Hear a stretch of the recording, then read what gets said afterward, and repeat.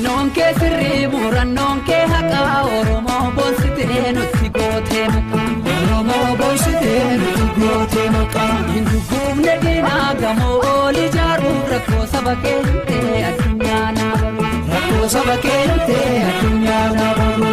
Ejjennoon kee sirrii murannoon kee haqaa Oromoo boonsitee nutti gootee maqaa. Oromoo boonsitee nutti gootee maqaa. Hin gugguufne diinaaf gamoo ol ijaaruuf rakkoo saba keentee addunyaa naa baru. Rakkoo saba keentee addunyaa naa baru.